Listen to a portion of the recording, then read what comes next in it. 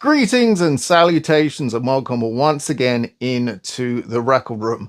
And I want to start off this week with an album that I had no intention, I mean zero intention of ever owning. And this was ignorance on my part because it wasn't like the music and this artist were everywhere. And it wasn't even that Mrs. Giles, who is an avid fan, was telling me, you have to listen to this record. I think you'd really like it. The record in question is Kendrick Lamar's Good Kid, Mad City. And this is actually the 10th anniversary 2LP 180 gram vinyl. And look, I don't really speak about rap music, hip hop on this channel too much. And that's purely because I don't like a lot of the modern rap and hip hop that's around. You know, my golden era would have been, you know, Tupac, Notorious B.I.G., the Wu-Tang Clan, and back to the late 70s, early 80s. That's my wheelhouse right there. You know, put on some classic hip hop at a bar or a party, and I am there cutting a rug. But I do like some modern artists. So when I say modern artists, I mean MF Doom, but then there's artists like Czarface, who I think are fantastic, who I think have taken the MF Doom mantle and are carrying it on, and I really like that. I like what they're doing. They mix a lot of sort of nerd culture with hip hop, which is very cool. And you know, there are some other artists out there that are working, you know. But when it comes to Kendrick Lamar, I don't know. I kind of just had this. I wouldn't even say it was a prejudice. I just didn't even think about it. It was just not, you know, he was just a non-entity. But my wife had mentioned, you know, I really think you would like this album. And then I saw that his debut album, Good Kid, Mad City, was getting a 10th anniversary reissue. And I thought, well, I mean, it must be good. If they're celebrating its 10th anniversary, there must be a reason behind that. So I thought, you know what? I've taken a chance on less records. What's the worst that can happen? You know, if I don't enjoy it, I'll give it to the missus. She's got herself a copy of a record she really likes. And when it turned up, I was like, okay, this is cool. You know, let's clean this up and throw it on the turntable.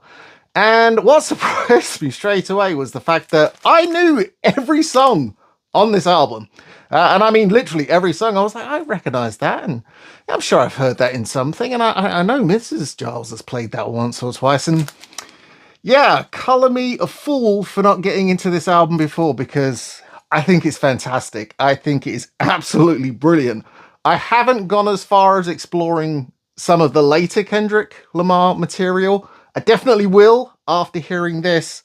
But I have to say, this album is superb. And the other day I actually asked Mrs. Giles, well, you know, if you like it so much, why hadn't you bought it? And she said, well, when I saw it in store, it was around £50. And I vaguely remember we did go into like a couple of retail high street record stores, and the original version of this was selling for around £50, which is just insane for a double LP.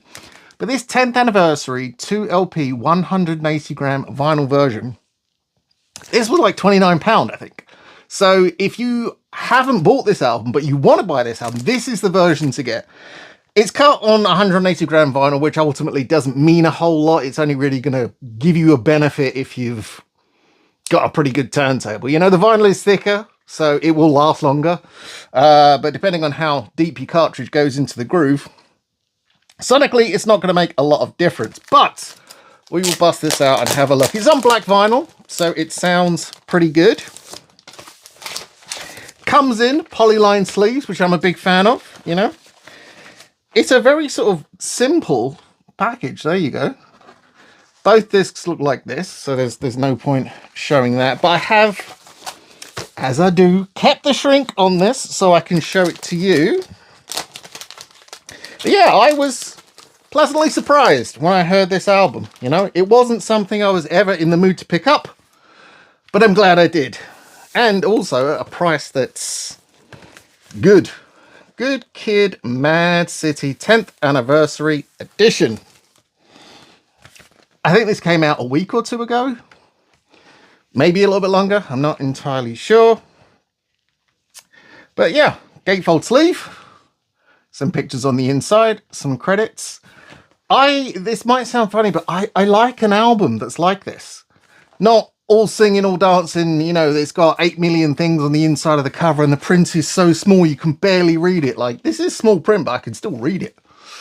This is a wonderful, wonderful modern hip-hop rap music. I don't know how you refer to it these days, but this is a great album. Lots of songs on there that I recognize from social media and just pop culture in general. And yeah, this is I'm going to chalk this one up to Mrs. Giles for steering me right on this. So you live and learn, you live and learn. But what about you guys out there?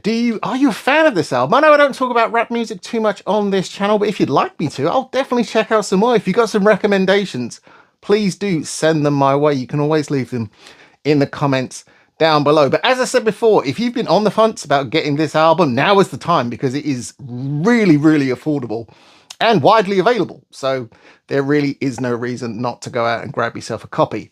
But that's it for this episode of The Record Room. Thank you for joining me once again. Remember, guys, I love you. I'm really grateful for all of you out there.